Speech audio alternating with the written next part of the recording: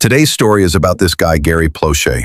In 1984, Baton Rouge, Louisiana, was shaken by a horrifying crime. 11-year-old Jody Plauche, a bright and energetic boy, was kidnapped by his karate instructor, Jeffrey Doucette. Doucette had built a trusted relationship with the Plauche family, often visiting their home and mentoring Jody closely.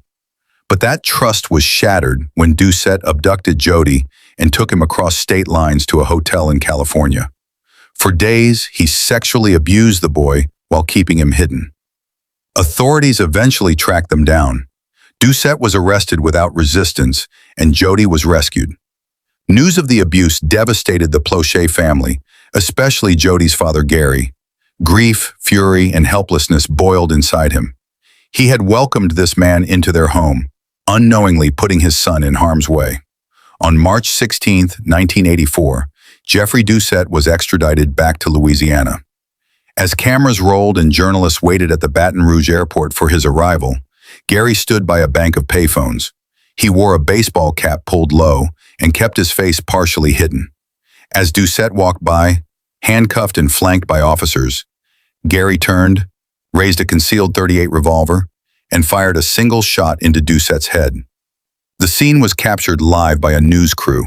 Doucette collapsed instantly. Gary was immediately restrained by police. As they pinned him to the wall, an officer could be heard shouting, "Why, Gary, why?" Gary was arrested and charged with second-degree murder. But what followed was unexpected. Public sentiment overwhelmingly sided with him. Many saw him not as a criminal, but as a heartbroken father seeking justice for his son. The emotional and psychological trauma Gary endured swayed both public opinion and the legal system. He ultimately pled no contest to manslaughter. In a highly unusual outcome, Gary received a 7-year suspended sentence, 5 years of probation, and 300 hours of community service, but served no prison time. In the years that followed, his son Jody forgave him and advocated for others who had survived abuse. He later said he didn't want Doucette dead, but he understood the emotions that pushed his father to the breaking point. The Gary Plauche case remains a powerful, tragic story that continues to be debated in classrooms, courtrooms, and living rooms. It forces us to ask difficult questions about justice, trauma, and how far a parent might go to protect their child. The Gary Plauche story raises important questions about the justice system and the complexities of human emotions in the face of trauma.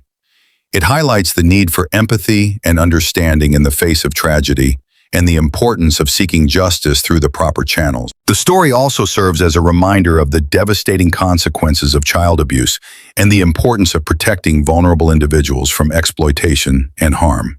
The trauma inflicted on Jody Plauche would have lasting effects, and the story serves as a testament to the resilience of survivors of abuse. Overall, the Gary Plauche story is a complex and thought-provoking one, raising important questions about justice, morality, and the human condition. Things are happening, you never know it until you are told.